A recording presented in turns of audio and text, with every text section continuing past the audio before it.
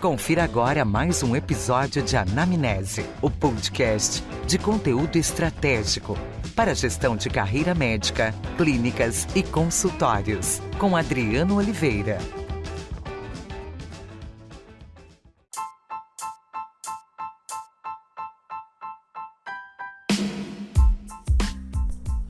Olá a todos, sejam muito bem-vindos ao Anamnese Podcast. Eu sou Adriano Oliveira e o episódio dessa semana é um episódio de muita inspiração. Eu tive a oportunidade de conversar com o Rui Marra. O Rui é um neurocientista e que traz muito uma conversa a respeito do autocuidado para profissionais da área da saúde. Como a neurociência pode e ajuda esses profissionais ao longo da jornada. O Rui tem uma trajetória muito interessante e que mostra como ele chegou até a neurociência, o estudo do cérebro, de que maneira que isso pode ajudar os profissionais e todas as pessoas como um todo através do nosso comportamento, das nossas emoções. Como melhor entender as nossas emoções e como tornar a nossa rotina e a nossa jornada mais leve e mais interessante. Então acompanhe até o final porque o Rui tem um conhecimento muito rico. Muito obrigado a todos e bom episódio. Rui Marra. Rui, é uma honra te ter aqui comigo nesse bate-papo. Você é um cara fantástico, né? Um neurocientista aí que eu pude descobrir nos caminhos da mentoria, vamos assim dizer, e tive a oportunidade de conhecer bastante um pouquinho desse universo da neurociência, e que eu já fiquei apaixonado por esse nosso encontro. Você é fantástico. E Rui, o propósito, como você já sabe, eu já comentei desse canal, é trazer reflexões que possam inspirar os médicos no desenvolvimento de carreira. E quando a gente se encontrou, eu não vou queimar aqui o seu speech, mas tem um tema bem interessante que você trabalha na faculdade e que vai ao encontro desse propósito do canal, que é levar autoconhecimento e desenvolvimento para os médicos. Então, mais uma vez, eu quero te agradecer por estar aqui comigo gravando esse podcast, e é uma honra, Rui, estar aqui com você. Bom, primeiro é um privilégio, né, ter essa oportunidade de estar com você, Adriano, também, no Anamnese. Eu acredito muito na qualidade da comunicação como uma plataforma de desenvolvimento, né, e de criar uma sinergia com essa rede mundial, né? Primeiro, com a nossa rede comunitária, depois você amplia para uma rede estadual, né, federal e mundial. Então, essa rede ela vai se ampliando como a nossa consciência, né? E dessa forma, eu queria também compartilhar com você, e a gente vai depois explicar por quê. Hoje eu pertenço a um grupo de pesquisa em neurociência do comportamento humano na faculdade UFRJ, na medicina, em um grupo de neuroimagem e psicofisiologia liderada pelo neurocientista professor Tiago Arruda Sanches. Então, eu faço parte desse grupo de pesquisa, tá? Onde eu comecei na neurociência do comportamento humano por uma curiosidade, tá? E hoje, como a gente está dentro de localizado, né, a nossa localização é dentro de uma faculdade de medicina, e meu pai era médico, né? Eu tenho alguns amigos médicos. Na minha pós-graduação em Ciências Cardiológicas pelo UFRJ, eu acompanhei, tive muitos colegas médicos, né? Então, meu pai foi presidente da Associação Brasileira de Anestesiologia, entendeu? Então, desde que eu estava na barriga da minha mãe, eu acho que eu fui a vários plantões com meu pai. Então, é meu foco, junto com você, com a anamnese, a gente tem um olhar do autocuidado, né, para os profissionais da saúde, onde o autocuidado ele não reflete apenas uma dimensão, mas o que a gente aprende na neurociência, como é que o cérebro funciona? O cérebro ele não funciona por regiões, ele funciona por redes de conectividade. Então não adianta não basta só o médico ter um determinado olhar, por exemplo, para a saúde dele, e ele não ter um olhar para a governança do tempo.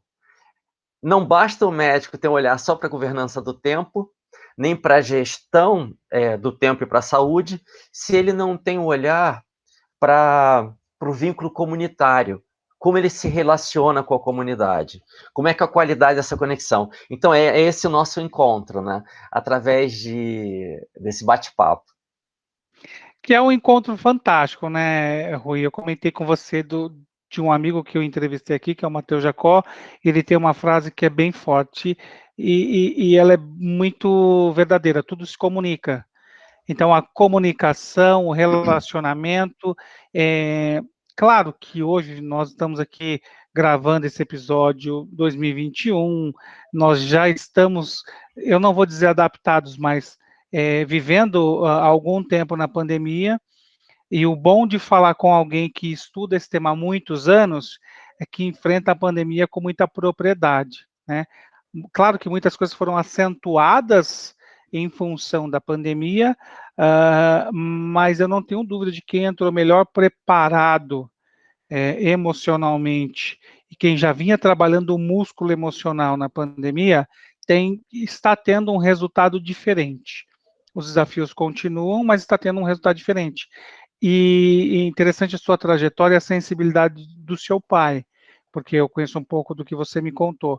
E o seu pai fundou a primeira clínica de dor do Brasil, no Rio de Janeiro. E, junto com o né? Dr. Renu Alves Menezes. Eu faço questão de registrar, até para que não seja um registro arrogante, né, de uma pessoa, mas, de novo, era um trabalho em equipe. Legal. E você vê que é importante, que dor também é algo que você tem que buscar o entendimento do paciente para entender, né? Tem lá, eu não sei o nome, você pode até saber da escala da dor que a gente fala e tal. IAPS. Exatamente. Então, que é uma coisa que vai ali na brincadeira do canal, que é a da anamnese do médico com o paciente, buscar esse tema. E eu sei, Rui, que você tem um trabalho, e isso é o que nos encanta com esse bate-papo, muito interessante. Você tem uma trajetória interessante, e aí eu queria que a gente fizesse uma introdução para todos os médicos e profissionais da saúde que estiveram ouvindo esse podcast, e todas as outras pessoas da comunidade entendessem o que levou o Rui a buscar a neurociência. Porque o Rui, ele é um advogado, foi um advogado, é advogado, porque tem a formação muito bem sucedido, deixou um escritório em boas mãos, caminhando muito bem sucedido, se tornou profissionalmente, né, um profissional de instrução de voo, Voo livre. de voo livre, no auge do sucesso, também, pelos motivos que você aqui vai trazer, foi buscar outras realizações. Então, você, de uma formação, com o senso comum da sociedade traz, eu sou médico, sou advogado, tenho uma reputação, e uma vaidade, e uma propriedade envolvida nisso. E você navegou por tudo isso, mas você pegou nada, né? E você hoje trabalha com a neurociência, que é algo incrível e que a gente vai desdobrando. Eu queria que você fizesse uma introdução para a gente disso. Então, exatamente. A gente tem alguma coisa em comum com a vida do médico. Que temas em comum nós teríamos, né? Inicialmente, eu acreditava, primeiro, voltando, eu acredito na qualidade da conexão, acredito na qualidade de vida, né? E acredito no vínculo comunitário. Tá? Então, inicialmente, eu era advogado, né? Entrei para a faculdade com 16 para 17 anos. Eu estudava à noite e estagiava já durante o dia com 16 anos. E aí eu me lembro que aquilo era uma referência para mim. Eu tinha um tio muito charmoso, chamado Mauro Barcelos, muito charmoso, um jornalista inteligente, escrevia muito bem, né? Ele usava umas metáforas muito muito poderosas, né? Muito ricas e muito ajustadas, né? Para as figuras jurídicas, né? Então, aquilo me encantava demais. E ele me chamou: Rui, por que você não vai fazer um estágio no meu escritório? Eu estava meio perdido e ele era um tio meu de referência. E aí eu comecei como estagiário, me formei com 21 anos, entrei para a área de propriedade intelectual, e dos 16, desde a sequência do trabalho até uns 28, eu não tirei férias. Não estou reclamando, eu sou muito agradecido a isso. Com 18 anos, nesse meio tempo, eu comecei a fazer um hobby chamado voo livre, né? Voar de asa delta. E aí, eu comecei a ser procurado pelos meus amigos para que eles queriam voar comigo. Na época, não existia o voo duplo no mundo. Só existia um piloto fazendo isso no mundo, que era o Casimiro, no Rio de Janeiro, Casimiro Klosnovski, e ele fazia 10 voos por mês. Porque as pessoas tinham muito medo e isso não era divulgado. Estamos falando aí de 1982, 83. Tá? E a partir daí, paralelamente, então é como se eu tivesse uma vida dupla. Nos finais de semana, eu botava a minha roupa de super-homem para levar as pessoas, né, para voar, meus amigos, né? E durante a semana eu era advogado, então eu botava o óculos e virava o Clark Kent, né? Numa área muito legal, que era a propriedade intelectual. Você lidava não só com marcas e patentes, mas com transferência de tecnologia. Quer dizer, havia uma complexidade, né? Onde na época, como eu falava outros idiomas, isso me ajudou bastante. Mas um dia, eu já há alguns anos sem tirar férias e eu já voando com os meus amigos, né?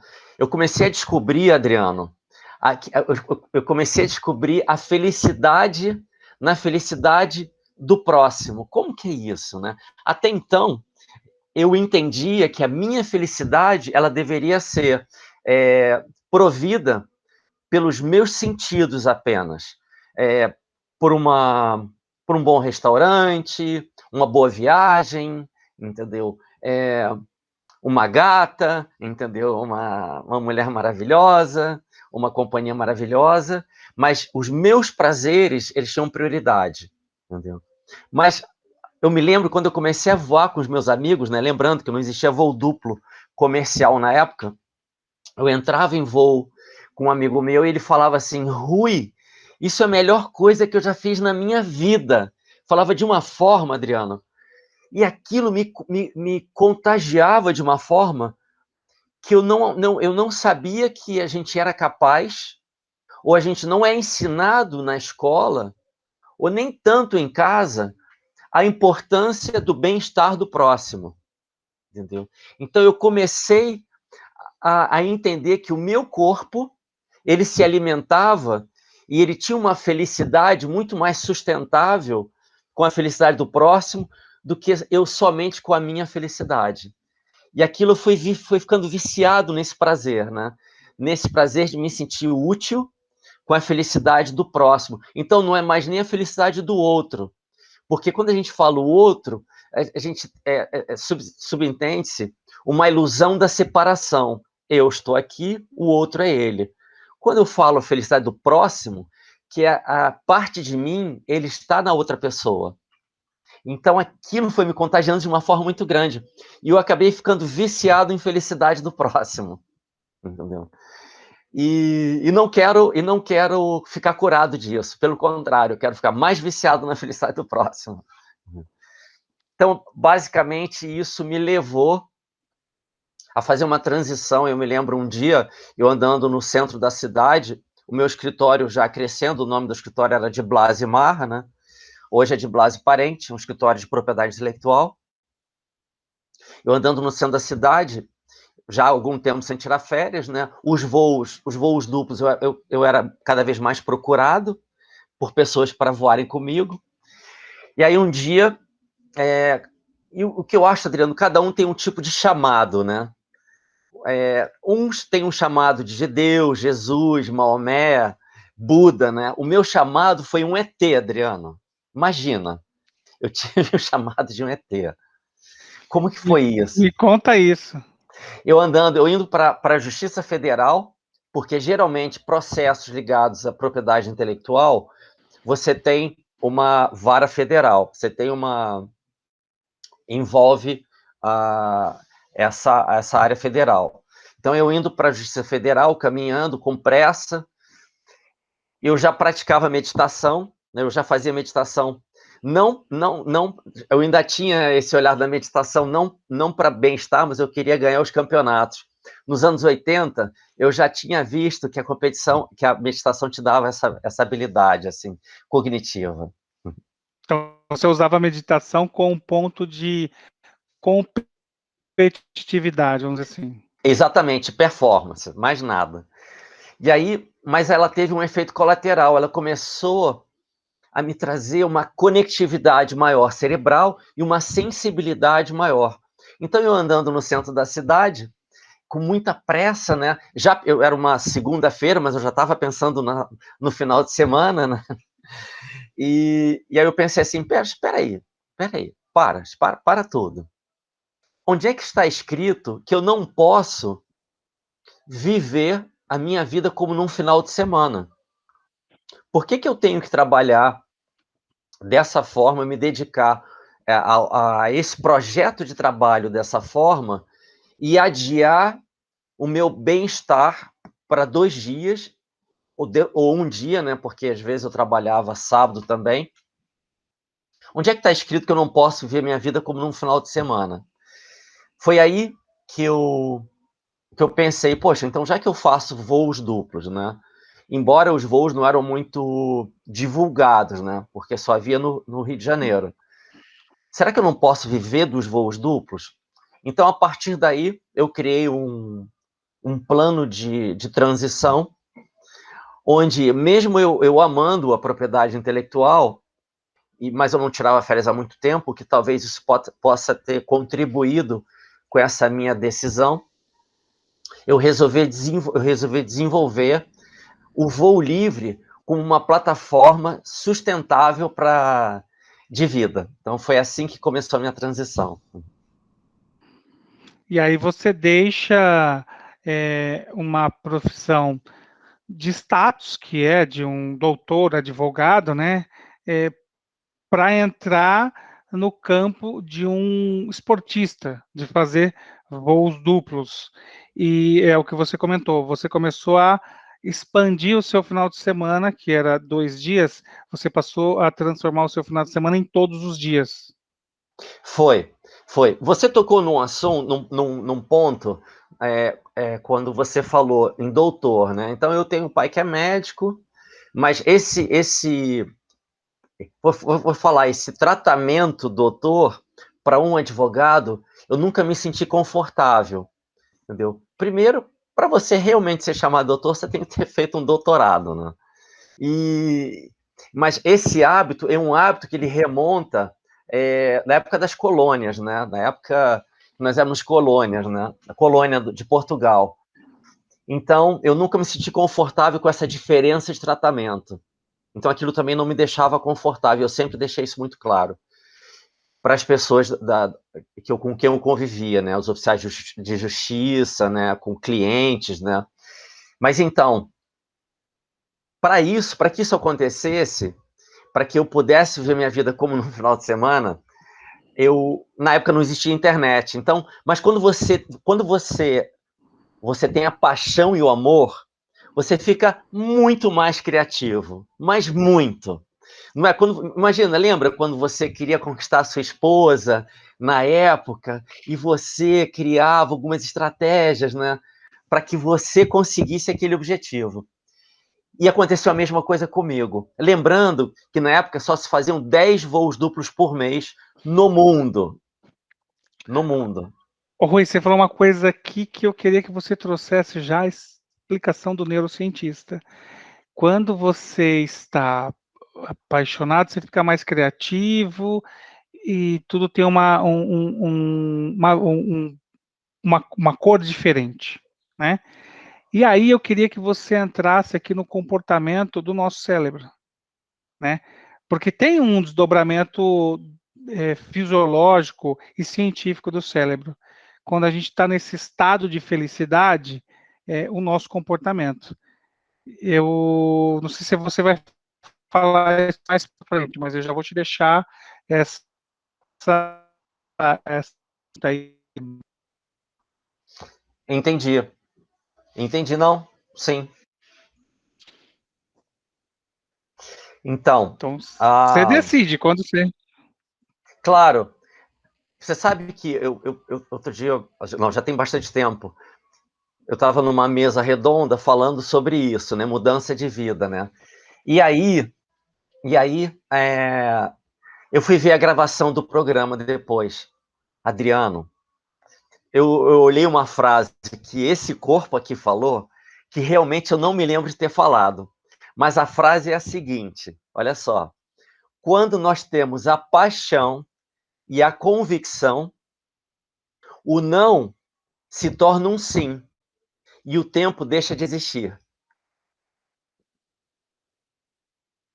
Ou seja, não existe barreira, não existe. Você vai e vai atrás daquilo que você acredita. Vai, mas na realidade, aquilo que você acredita, ele se torna um combustível ilimitado, entendeu? Da sua felicidade, entendeu? Tanto que... Por isso que o Dalai Lama, ele tem uma frase muito interessante. Um dos caminhos da felicidade é o aprendizado. Por quê? Quando você está em uma jornada consciente de aprendizado, entendeu? A nossa qualidade da atenção, ela é maior e ela é mais estável. Então, sempre quando nós temos uma qualidade de atenção estável, e mais prolongada, e uma sensação de segurança, entendeu? É como se você estivesse produzindo um alto nível de serotonina, um alto nível de transmissores, né, neurotransmissores, ocitocina, que te trazem a sensação de segurança e bem-estar. Entendeu? Olha que legal, a gente vai entrar também mais para frente nesse tema falando do autocuidado, porque a gente está falando para médico que tem que se nutrir de algo que eles precisam também cuidar do próximo, como você usa a referência. E aí, Rui, o que que leva então, um advogado que deixou uma carreira de sucesso na advocacia, que encontrou sucesso no voo livre, né? Você os seus alunos, dentre eles, Sabiá, que é um mito, é um ícone no Brasil, né? Quem não conhece o Sabiá, dá um Google aí e procura o Homem-Pássaro, que foi aluno do Rui, entre outros esportistas e também várias pessoas que o Rui pode trazer, várias experiências que você conduziu, você atingiu um nível de muita autoridade no tema. Eu vi no seu canal do YouTube entrevistas internacionais, você ao vivo dando entrevista para emissoras internacionais a respeito do voo duplo no Rio de Janeiro. Então você foi um profissional que nessa categoria, que não é uma categoria regulamentada como a medicina, como o direito, e é Sim. difícil você encontrar um posicionamento de sucesso. Você chegou a fazer 200 voos por mês, né? Fazendo um faturamento muito impressionante, né? Se quiser, você Sim. traz os números aqui também. E você deixou essa carreira de sucesso, por quê? Então, eu queria entender, porque no início eu comecei a voar com 10 pessoas, né, 10 amigos, amigos dos amigos, amigos dos amigos dos amigos, até que no primeiro Rock in Rio, eu acabei já voei com o The Police, o baterista The Police, o Stuart Copeland, e a MTV americana divulgou nos Estados Unidos que havia um advogado maluco que levava as pessoas para voar aqui no Rio de Janeiro, né? E aí eu comecei a ser procurado e até que alguém colocou meu nome num guia chamado Lonely Planet. Era um guia, na época era referência dos mochileiros, né? Era muito engraçado, porque eu não tinha ideia desse guia, né? E eu trabalhava ainda no escritório, aí me ligavam, né? E falavam assim, em inglês, eu queria eu queria falar com o Rui, é o Rui aqui. Eu queria voar com você, ué, mas quem é que deu o meu contato? Foi o Lonely Planet. Eu falei, quem é Lonely Planet? Who is Mr. Lonely Planet, né? E aí eu fui descobrir que tinham botado meu nome num guia, que era uma referência assim, mundial em coisas especiais para você fazer no mundo, né? E aí, a partir daí, isso não veio assim, de uma forma, não foi uma geração espontânea, né? Conforme na época, antes de Pasteur, né, achava-se que havia uma geração espontânea, né? Na época das bactérias, né? E aí, eu tinha uma meta de voar com todos os guias do Rio de Janeiro. Na época não havia internet, não havia AdWords, não havia Google. Então eu peguei a lista dos guias do Rio de Janeiro, que eram 300, e eu tinha uma meta, em um ano eu tinha que voar com todos os guias. E eu voei com todos os guias do Rio de Janeiro, e esses guias se sentiram seguros para me indicar. Então, resumindo, a partir daí eu fui fazendo os voos, só que na hora, Adriano, na decolagem, acontece os gargalos da nossa profissão, né? Como o médico tem, por exemplo, a questão do atraso, a questão da qualidade na sala de espera. Hoje, como é que vai... Hoje você tem a medicina por internet, mas às vezes você tem casos que você precisa ter um exame clínico, né, presencial, e o desafio, como é que o cliente ele vem com a pandemia, não vem, e ele desmarca, não desmarca, então você começa a ter gargalos, né, e dificuldades, desafios, né, para isso. Então, qual foi o meu maior desafio? Lidar com a vida e com a morte de 200 pessoas por mês. 200, como? Na hora da decolagem, Adriano, quando eu falava para uma pessoa, olha, você tem que correr rápido, olhar para o horizonte, correr muito rápido, você não pode pular no final, a asa pesa 40 quilos. Se você pular no final da rampa, o seu peso vem nas minhas costas. E eu não consigo, a gente vai cair nas árvores. Esse treinamento fazendo com uma, duas pessoas por mês, tudo bem. Adriano, 200 pessoas por mês.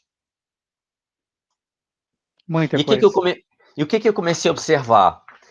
A rampa ela se tornava um estímulo estressante, né, normal, por mais que a pessoa quisesse voar, um estímulo estressante, e havia uma adaptação, uma adaptação de cada pessoa para aquele estímulo estressante. E aí as pessoas chegavam para mim e falavam assim, não, Rui, eu vou correr, fica tranquilo que eu vou correr. Porque o grande lance era correr, era não parar de correr. Exatamente, não parar de correr. E aí, só 5% das pessoas corriam, Adriano. 5%, Adriano, 5%. E aí eu falei, ai meu Deus, eu vou parar de fazer isso, né? Porque tá muito arriscado. O peso todo tá vindo nas minhas costas. Eu falei, ou eu posso tentar entender que estruturas fisiológicas estariam envolvidas nessa adaptação. Esse bloqueio, por que o cara não corre? Sim. E aí, em 96, eu fiz uma pós-graduação em biopsicologia, era uma pós-graduação bem robusta, lato sensu, né? Onde nessa pós-graduação, era uma pós-graduação liderada por uma professora chamada professora Susan Andrews. É uma professora graduada em Harvard, uma americana, e ela deu essa pós-graduação aqui no Brasil. Na época, já havia um conhecimento maior da fisiologia e do estresse, já nessa qualidade dessa pós-graduação. Informações que não eram muito conhecidas aqui no Brasil ainda. E aí eu acabei desenvolvendo uma pesquisa empírica sobre a origem dos medos, entrevistando 2.000 pessoas, medindo batimento cardíaco, avaliando expressão facial, qualidade da respiração, da respiração, avaliação da tarefa, que era correr na rampa, ela ganhava uma nota, né, de 1 a 5, e na praia, no pouso, havia um questionário psicométrico para avaliação de domínio psicológico, afeto positivo, afeto negativo. Então, eu acabei trazendo esse olhar, onde eu acabei observando, onde os resultados sugerem uma correlação entre a qualidade da educação emocional ela pode ser modificada por fatores externos, por fatores internos intrínsecos, mas influenciando a homeostase, o sistema nervoso autônomo. Então, eu comecei a observar a percepção do afeto e a performance e a qualidade da adaptação na vida. Pronto. Caramba! E isso, Rui, tem relatos de outros trabalhos como o que você construiu nessa linha ou é muito pouco? Não, na época não havia nenhum trabalho que eu tivesse visto, né? E hoje já estão começando a surgir trabalhos bem interessantes na neurociência, né? Relacionando o contexto de traço de personalidade e estado, daí a gente utiliza escalas psicométricas de traço de personalidade com medidas fisiológicas, né, mais acuradas, seja a, a medidas de ressonância magnética funcional, né, que é a especialização do meu orientador, do nosso grupo de pesquisa, que é um grupo de pesquisa com foco em neuroimagem funcional e psicofisiologia. E daí houve essa sinergia com o professor Tiago, entendeu? Que ele já estava, a partir de 2008, 2011, 2012, ele já estava começando a olhar para uma área da neurociência chamada regulação das emoções, regulação emocional. E aí se desdobra na variação da frequência cardíaca, A variabilidade, então, a, variabilidade. vari, a variabilidade da frequência cardíaca é interessante.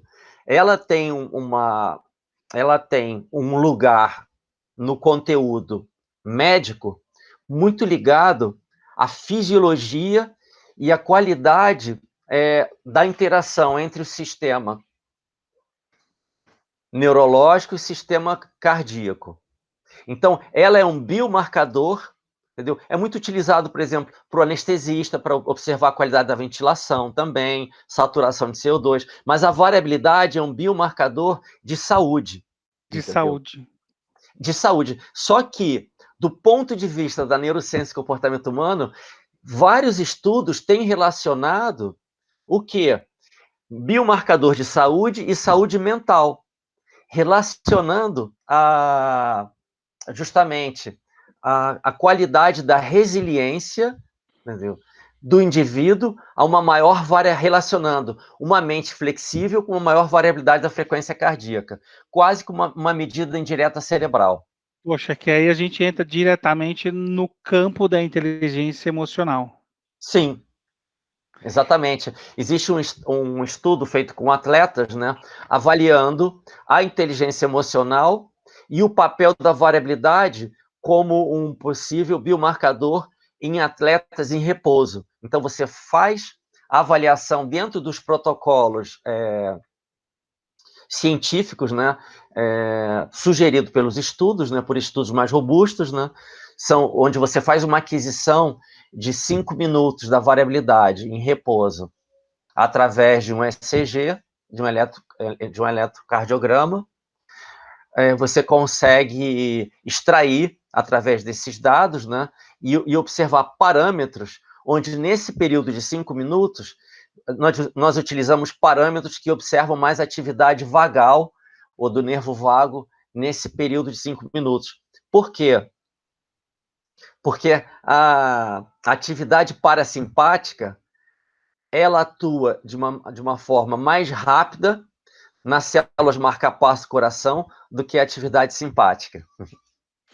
Inclusive, Rui, se tiver fácil aí e você quiser mostrar para gente, como esse Sim, é um podcast voltado para profissionais da saúde, na sua maioria médicos, eu acho que é um dado científico extremamente interessante de ser compartilhado. E isso vai nos conectar no nosso próximo tema, que é o que a gente fala do autocuidado para os profissionais da saúde. Mas eu quero que você continue aí e traga agora. a relevância desse marcador. Fica à vontade. Vou mostrar aqui agora, peraí.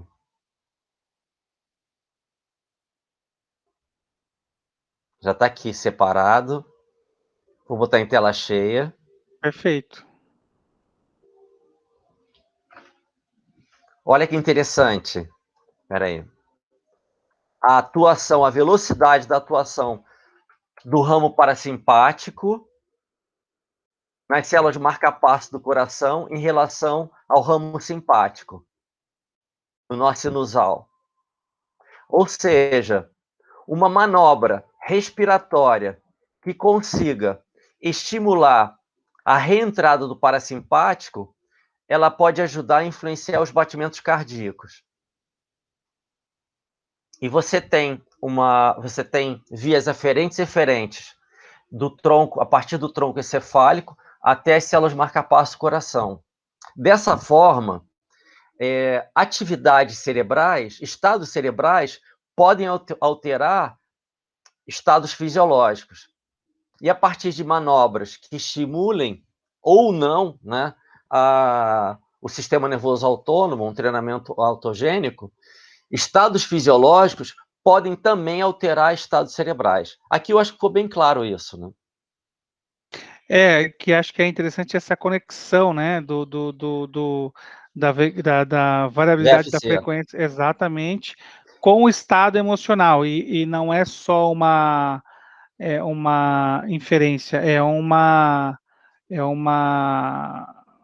informação extremamente estruturada, né? Então, cientificamente, você buscou, e tudo isso a partir do medo das pessoas que não, na rampa, deixavam de correr, e só 5% corriam, e você buscou todo esse trabalho, esse desenvolvimento, né? Foi. E exatamente, para completar esse olhar, né, aqui nós temos, por exemplo, essa integração neurocardiológica. Ao contrário do que Descartes falava, né, ele falava, você é o que você pensa. Não, você é o que você pensa e como você se emociona. Então, você tem uma via bidirecional. Então, é importante esse olhar para o seu pensamento e para o sentimento. Você é o que pensa e Já o que você sente, você é o que pensa e como você se comporta. Exatamente, como você se emociona. O neurocientista Antônio Damasio, né, português, que hoje lidera o Instituto do Cérebro em Los Angeles, né, ele fala justamente da questão dos sentimentos. Os sentimentos, eles são a expressão das emoções, né, e da homeostase, entendeu? Ele é a expressão da nossa fisiologia. Então, olhar para os sentimentos, né, é você tentar identificar como está o seu funcionamento, como é que está o seu bem-estar e como está a sua fisiologia. Olha, Rui, e aí esse é o ponto que a gente entra no tema do autocuidado do profissional da saúde. Que você também tem aí uma discussão interessante para trazer. Como é que o médico, que é uma pessoa, assim como você, de certa forma, fazendo os voos duplos, lidava com a vida e com a morte, certo? Exatamente, exatamente, continua. E isso te trouxe também um impacto, lidar com a vida e com a morte 200 vezes por mês, não é Houve, isso? exatamente, o que aconteceu, Adriano? Então, desde então eu já estava nessa fase, né, era o instrutor, já fazia 200 voos duplos por mês, né, eu morava numa casa, num bairro chamado São Conrado, uma casa linda, dentro da floresta, né, fazendo o que eu gostava, vivendo minha vida como num final de semana, tá? Mas voando, né, fazendo 10 voos por dia, às vezes. Quando você, quando você vai decolar com alguém, você cria uma prontidão, né, para entender se esse passageiro, embora nós tivéssemos feito um treinamento, sempre começava uma dúvida: será que o Adriano vai correr do meu lado? Treinar é Será que eu diferente de jogar. Exatamente. Será que eu vou conseguir decolar com segurança? Então, isso aumentou essa prontidão nessa frequência diária, como se fossem 10 pacientes por dia, criando uma prontidão, lidando com a vida e com a morte. Um certo dia, eu acordei. Primeiro, eu já comecei a não dormir bem. E quando eu acordava com uma ansiedade, uma falta de ar muito grande. Eu acordava com uma dispneia, né? E as minhas mãos tremendo, assim, tremendo já. E na época eu tinha uns 32 anos, né? Eu falei, o que está acontecendo aqui? Assim, poxa, eu tô voando 10 vezes por dia. Ou seja, a questão financeira, ela está resolvida. Eu estou morando num lugar com segurança, estou me alimentando bem, né? Ô, Rui, Uhum. vamos dar uma clareza, porque todo mundo busca a alta performance e o sucesso, né? E tudo tem um preço nessa vida, né? Tudo tem um custo e um investimento. E eu quero só que você seja bem específico. Tá, Quando você fala de um sucesso financeiro, se a gente pudesse trazer esses 200 voos para o momento de hoje, que lidando com a vida e com a morte, né, com 200 vidas por mês aproximadamente, que aí o médico que aqui estiver ouvindo faça suas consultas e lide com essas situações, seja de qualidade de vida, enfim, com a vida e com a morte, financeiramente, o que retorno, Rui, com 32 anos? tá. Então, o valor bruto do voo é R$ 600, tá? Então eu tinha um valor líquido de R$ 400 por voo. Então, Legal. multiplicando por 200, Então, nós estamos falando de aproximadamente R$ 80.000 em um salário isso, por mês para fazer o voo duplo. Então, é algo para a média da população, é uma referência financeira muito alta, né? sim, E aí você se deparou com esse quadro de acordar um pouco mais não tão confortável. sim, também. Então, foi aí que eu compreendi que, além de já começando a buscar, né, essa resposta dentro da ciência, né? Afinal, foi o que eu aprendi com meus pais. Meu pai era médico, né? Cientista, né? Ele estudou sobre a dor, e minha mãe pedagoga e professora, a, a professora Gilda, né? E ela desenvolveu, junto com o grupo dela, um sistema de alfabetização que foi vendido fora do país também, para outros países. Então, eu aprendi a encontrar essa resposta na pesquisa. Então, inconscientemente, eu fui buscar essa resposta estudando mais. E aí eu percebi que o estresse ele tem três aspectos, né? Primeiro, o aspecto em si, né? O estímulo estressante, né? Decolar, tudo bem. Segundo, a, a, sua, a sua adaptação àquele evento. Poxa, conscientemente, eu gostava muito de voar, eu gosto muito de voar. Mas o terceiro aspecto, ele é o mais desafiador. É a fisiologia do seu corpo se adaptando àquela atividade, mesmo você gostando da atividade. É quando a pessoa fala, isso deixa de ser trabalho, isso não é mais trabalho para mim.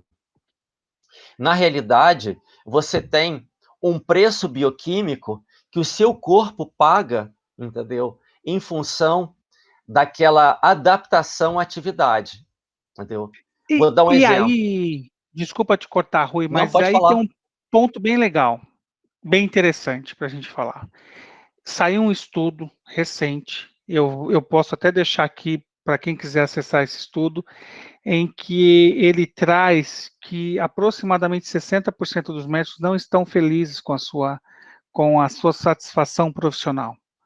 Então, ou seja, tem um estresse de muito plantão, muito trabalho, várias clínicas, muitas horas de trabalho, uma remuneração que muitas vezes o médico não se identifica com a adequação do seu valor atribuído.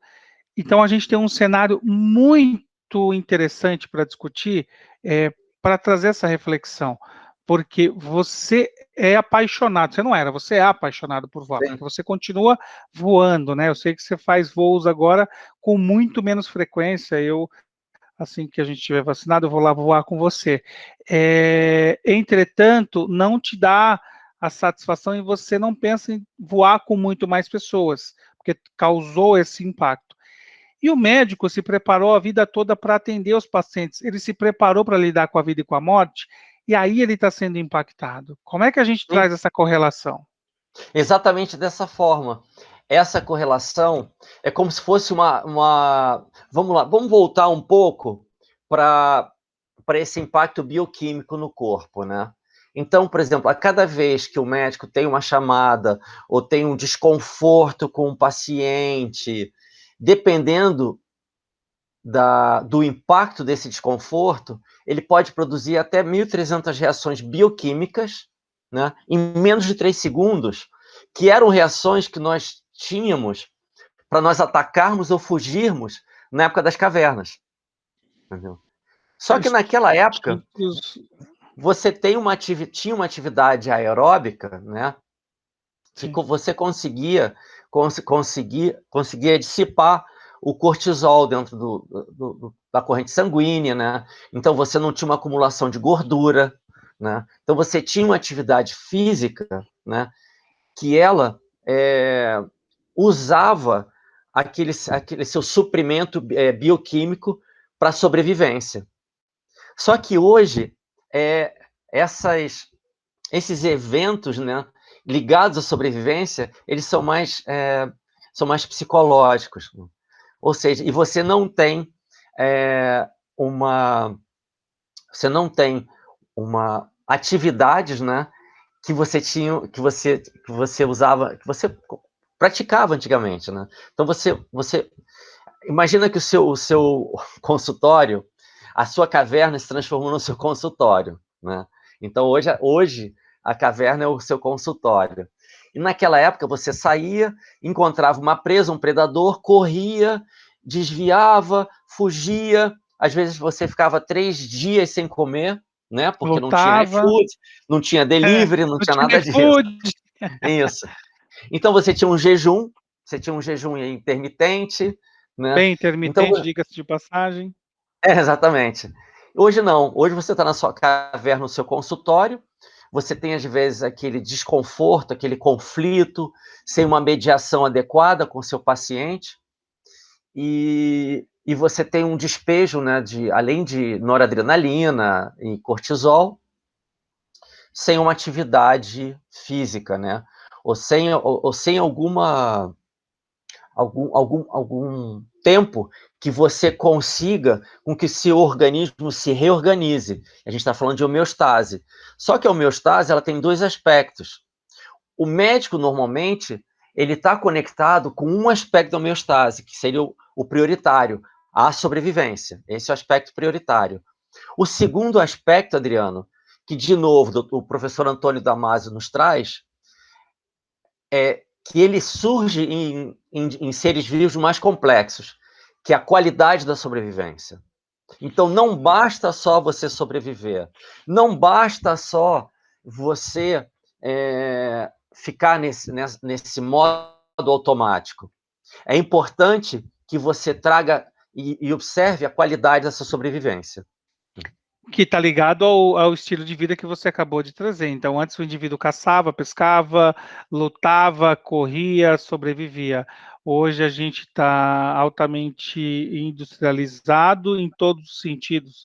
Deslocamento, alimentação industrializada. Então, tem uma série de componentes que corroboram para esse cenário que não só do médico, mas isso também de todos os profissionais de uma maneira em geral, acabam tendo essa questão. Claro que o médico lida com esse estresse, né, que você estuda muito bem, que a gente está falando entre a vida e a morte. Se eu errar no meu trabalho, Rui, é pouco provável que eu leve alguém a óbito, mas dependendo da especialidade médica, é irreversível o dano. Que aí entra, como você, se você der uma passada errada na pista, ali na rampa, não dá para errar. Se você errar, o dano ele é irreversível, né?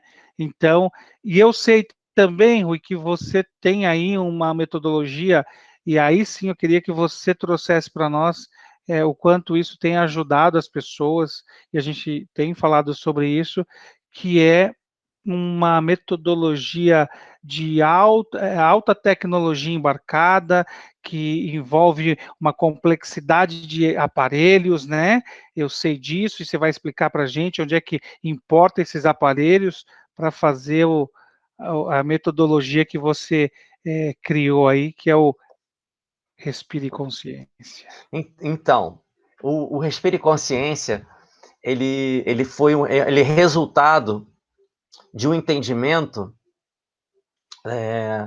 por olhar não só do ciclo respiratório inadequado dos indivíduos, mas também lembrando que se nós temos um eixo neurocardiológico, não cuidar da qualidade do pensamento e só falar de respiração é como se você entrasse em um carro. Imagina você entrando em um carro, né? E o acelerador é a respiração. Você não vai acelerar o carro sem saber para onde você está indo, sem saber o seu destino. Então, sim, a qualidade do pensamento aliado a uma manobra respiratória, ela te traz um estado de bem-aventurança, um estado equilibrado de homeostase mais rápido, de uma forma mais consciente. Então, a gente utiliza um equipamento chamado biofeedback cardiorrespiratório. O biofeedback, para os médicos, né, ele calcula a maior amplitude da arritmia sinusal respiratória. O que é arritmia sinusal respiratória? O nome ele não é muito feliz, né? Porque a gente fala em arritmia, parece uma patologia. Na realidade, a arritmia sinusal respiratória, ela também é conhecida na literatura por frequência de ressonância ou coerência cardíaca. Tá? O que constitui a arritmia? É um fenômeno fisiológico caracterizado pelas oscilações cardíacas influenciadas pelo ciclo respiratório. Ou seja, alterando o ciclo respiratório, você consegue influenciar o quê? Os batimentos cardíacos.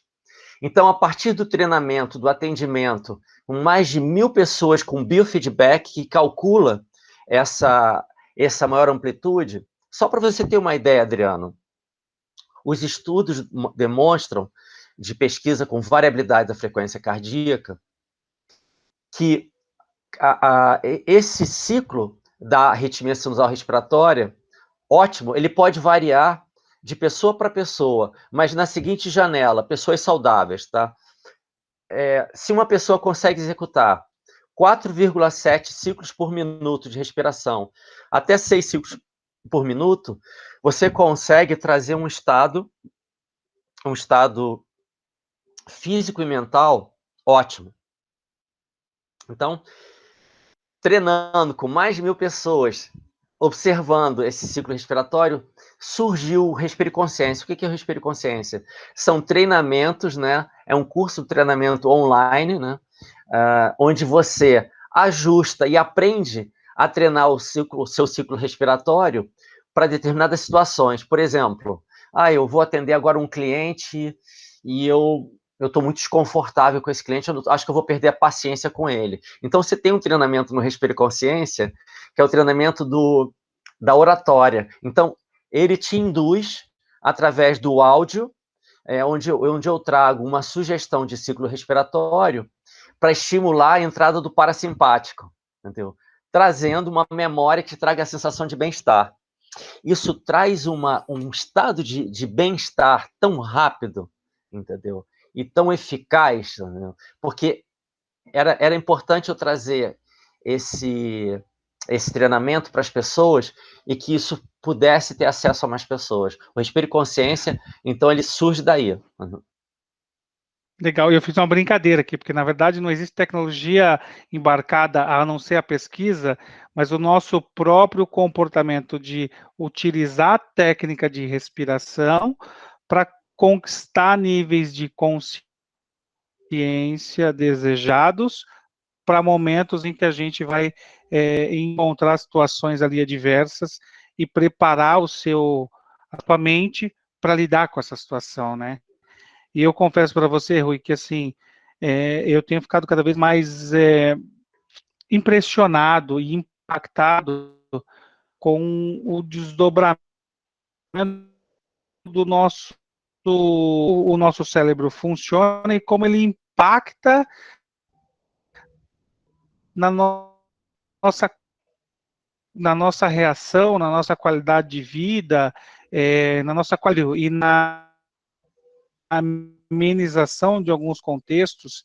E isso eu confesso que é um exercício não muito fácil, não é?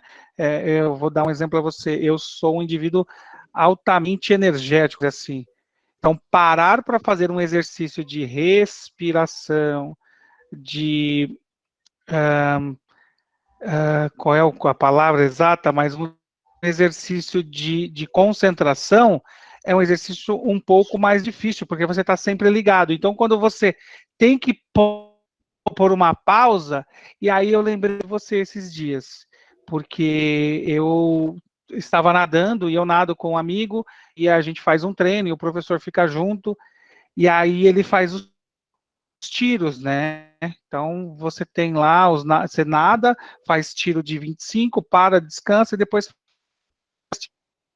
tiro de 50 e descansa.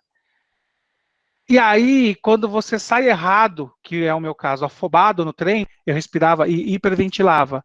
Então, eu não colocava todo o ar para fora Sim. e não fazia esse fluxo de respiração adequado.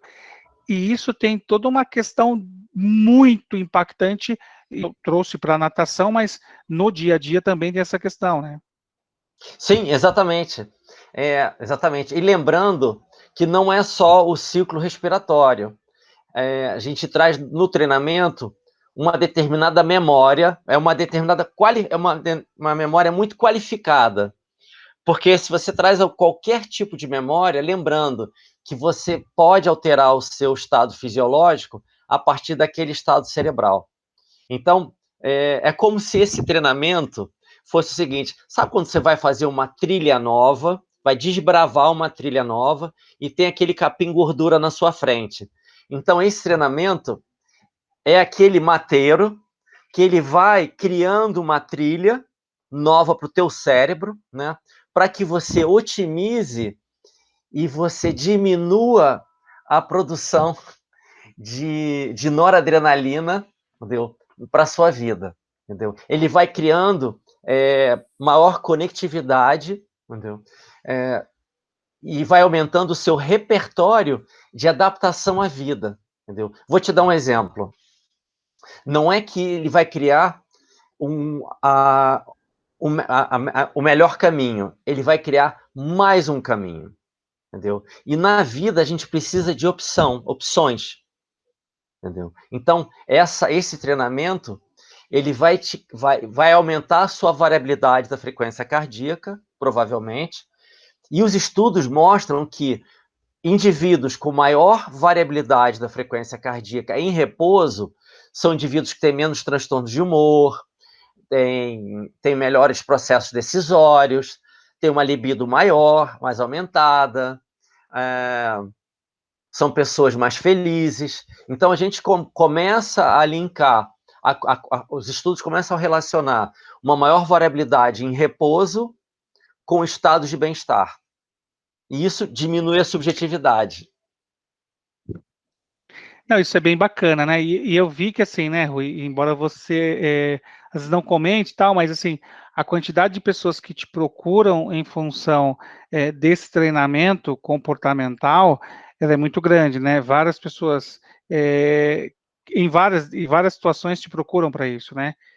Empresários, executivos, artistas, apresentadores, pessoas que das diversas atividades e conseguem encontrar, né, o acolhimento dessa prática e trazer ali um conforto, porque eu sei que o Respire e Consciência, ele é aproximadamente, se eu não me engano, de 7 a 8 situações, né, dentro do Respire e Consciência, sem contar os atendimentos pessoais que você acaba fazendo de acordo com cada indivíduo. São 7 ciclos que você tem preparado no Respire Consciência, é São isso? 7, exatamente, são 7 situações, são 7 cenários, né, de vida onde a tendência dessas pessoas, nossa tendência, não é dessas pessoas, não, a nossa tendência é nós entrarmos em apneia involuntária, entendeu? Então, e essa apneia involuntária, ela leva uma diminuição da variabilidade da frequência. Estudos que indicam uma baixa variabilidade são pessoas que estão mais sujeitas aos transtornos mentais. Entendeu? Vou dar um exemplo dos treinamentos. Então, a gente tem treinamento para dormir melhor, são treinamentos de 4 minutos. Tem o treinamento para oratória, ou apresentações, ou lidar com as pessoas, né? Inteligência interpessoal. São treinamentos que onde cada áudio a gente ajusta e sugere, né, o ciclo respiratório com a respiração para aquela atividade. Tem um treinamento para esporte, que é o treinamento de energia, entendeu? Tem de comunicação não agressiva, não A é oratória, isso? a oratória. Como é que funciona? Que eu sei que tem aí um exemplo que você usa. Como é que funciona isso aí? Não. E se quiser, a gente faz aqui também. Então, na realidade, o treinamento de comunicação não violenta, né, ou um treinamento de comunicação assertiva, é um treinamento que ele respeita vou dar um exemplo. Imagina que você é o médico, né? Imagina que eu sou o paciente. Não, imagina que eu sou o médico e você é o paciente, tá? Imagina que naquele dia eu atrasei 40 minutos para te atender. Tá? Então, vamos simular esse cenário, esse teatro? Vambora. Vamos lá, mas é sério, para levar a sério isso, tá? Vamos levar a sério. Vamos lá. Então, Qual a sua especialidade? Então, eu sou clínico geral. Tá bom. Tá? Legal.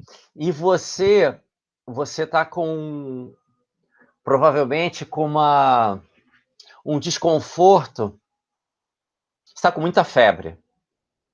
Tá bom. Tá? E tá 40 minutos me esperando no consultório há 40 minutos. Tá? Então, Tá vamos lá. Então, você entrou aqui no meu consultório, já entrou, ficou esperando 40 minutos. Então, vou pedir para você, procure empatizar com essa pessoa que ficou esperando 40 minutos. E eu falei, então, senhor Adriano, bem-vindo. Desculpa, eu deixei o senhor lá 40 minutos, mas a dona Heloísa, que é uma pessoa um pouco intempestiva, ela, não sei o que está acontecendo com ela, mas agora eu estou sugerindo para ela ir para um psiquiatra, para ela se cuidar. Me desculpa, mas eu fiquei aqui maior tempo, eu não consegui terminar o atendimento com essa senhora. Doutor Rui, isso é um problema do senhor. Eu estou aqui 40 minutos com febre, passando mal, e o senhor sequer deu atenção para mim. Então, eu quero te pedir desculpas, porque eu não fui empático o suficiente e deixei lá eu poderia ter feito realmente um outro procedimento, e eu empatizo com o seu sentimento e eu queria fazer alguma coisa para tentar compensar isso. Né? Eu sei que o seu tempo tem muito valor, mas você também pode sugerir para que eu faça alguma coisa para que você se sinta melhor. Olha, doutor, o senhor deveria ter me atendido antes, porque agora não adianta o senhor ficar falando um monte de coisa aí, porque eu já perdi meu tempo, eu estou aqui passando mal. Então dá para o senhor me atender logo? Senhor Adriano, assim, eu empatizo com o que você está me falando, mas quando você me fala e grita comigo dessa forma, eu me sinto impotente de poder te atender melhor. Entendi. Então você acaba desmontando a agressividade do outro, né? Exatamente. Então, como? Nós temos dois aspectos aqui, Adriano. Primeiro, a sua expressão dos seus sentimentos, ela é sagrada. Então, se você está gritando comigo, é porque é a forma como você encontrou de expressar os seus sentimentos. É porque tem uma dor latente. É uma dor, exatamente. Mas se eu como médico, né, eu, eu trago um reforço nesse comportamento e falo, olha, você está gritando comigo, mas gritar para você é a sua forma de expressar. Mas se eu trago os meus sentimentos quando você grita comigo, você provavelmente também vai compreender como eu me sinto. Entendeu? Então, dentro de uma mediação de conflito, é importante que tragam-se para essa mesa os sentimentos de cada um. Não o que o outro está fazendo, mas como eu estou me sentindo. Ficou mais claro? E aí que entra, Rui, o que a gente fala muito, que é a experiência do cliente, independente de ser um paciente, é um cliente, né? Porque se o cliente está ali esperando há 40 minutos, não precisa, claro, você trouxe uma situação hipotética aqui que a secretária não estava com o controle estruturado para levar essa comunicação, mas o médico deveria certificar que eu vou atrasar, eu vou avisar meu paciente. Isso diminui a ansiedade, traz empatia, porque olha, eu realmente me atrasei por algum motivo XYZ, se eu vou dividir esse contexto ou não, mas isso traz uma empatia para o paciente, porque o paciente é um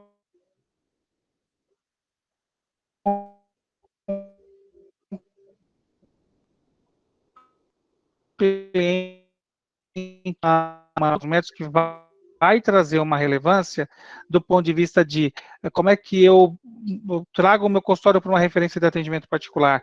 E aí entra num outro contexto que a gente já falou bastante. A minha secretária tem que estar preparada para mediar esse tipo de conflito, todos os dias. Né? O Capacitada. lidar com a vida e com a morte 200 vezes, exato. Você se prepara para lidar com o voo. Né? Você já sabe que 5% das pessoas não vão na rampa correr. Então, a secretária precisa estar capacitada todos os dias para lidar com o médico atrasar, ou um paciente que está em sofrimento ali, esperando atendimento, e tem aí os seus sentimentos, vamos dizer assim, bagunçados e com pouca paciência, porque quando você está com dor, ou quando você a gente não vai ao médico de uma maneira geral, que é até um costume errado, vamos dizer assim, nós deveríamos fazer consultas preventivas, né? Essa deveria ser a medicina estruturada no mundo, uma medicina preventiva. Entretanto, a gente acaba indo ao médico em função de um problema, e quando você vai em função de um problema, você tem uma dor, você tem um mal-estar, então altera o seu humor.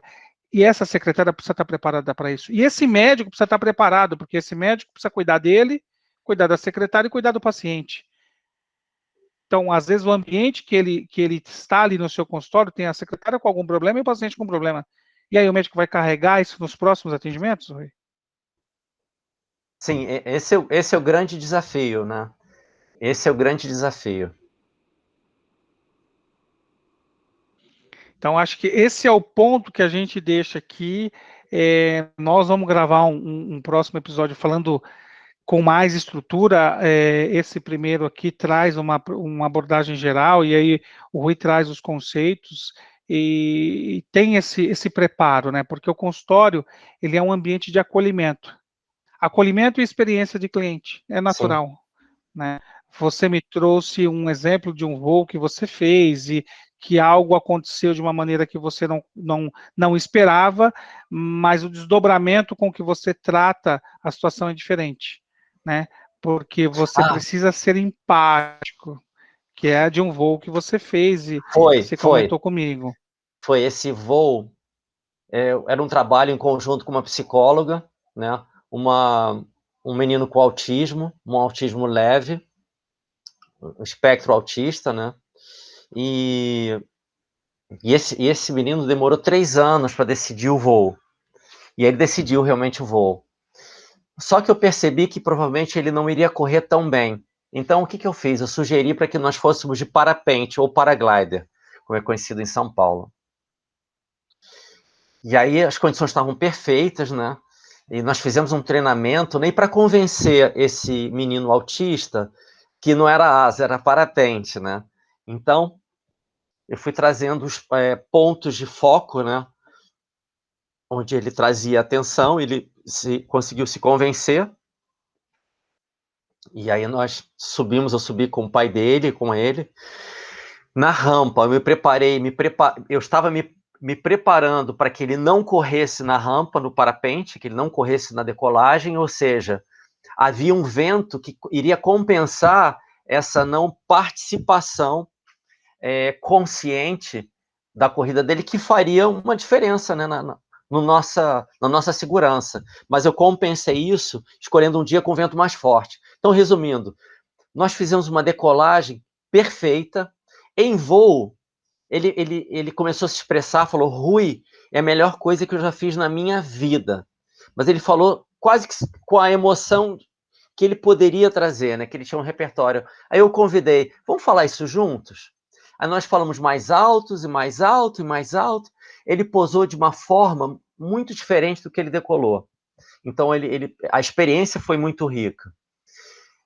E quando o meu assistente desce, que ele deveria ter trazido o pai do meu cliente, ele havia esquecido o pai dele lá na rampa. E aí eu tentei, com a esposa dele, pegar o telefone, não consegui, e resolvi pegar o carro, né, e subir para buscá-lo. Isso aí a gente está falando de 30 minutos.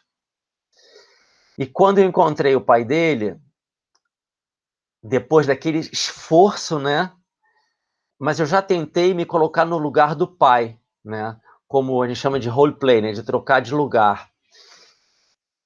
E eu senti que eu ia levar, assim, que eu ia levar uma bronca muito grande do pai.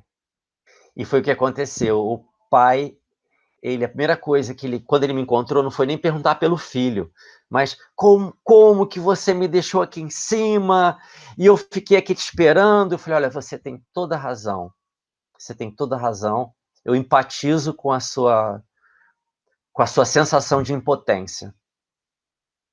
Você tem toda a razão. E ele repetiu aquilo mais umas 3 vezes, até que no carro ele perguntou: e como é que foi o voo do meu filho? Olha, o voo foi ótimo, eu acho que a gente ganhou um repertório novo, como lidar com situações de estresse para o seu filho. Então, aquela situação, Adriano, para mim, foi uma situação bem desafiadora, né? Porque, inicialmente, eu estava olhando só os meus sentimentos, né? Do que eu tinha feito. Mas ali não era só a questão dos sentimentos do Rui, mas havia os sentimentos do menino e do pai do menino e da mãe do menino. Então, você trazer uma consciência e como que você pode interagir com isso é o grande desafio.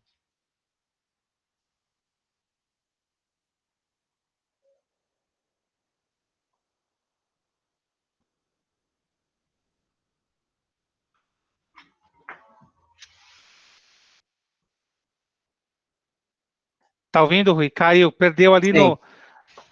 Você se colocou no lugar do pai, e aí você falou: vou levar uma bronca. Você já se imaginou?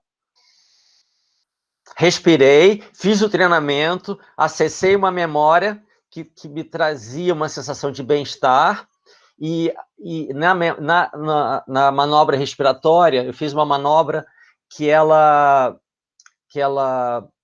criasse uma predominância vagal para mim. Então, eu consegui aumentar a minha variabilidade na frequência cardíaca, trazendo fazendo com que eu ficasse fisiologicamente mais flexível e não tão reativo.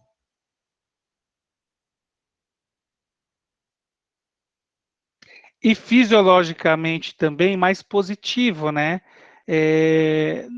Expressando mais empatia, uma vibe positiva, né? Por mais que você estava ali lidando com um erro da sua operação, você se preparou para ir acolher, né? Foi. Exatamente.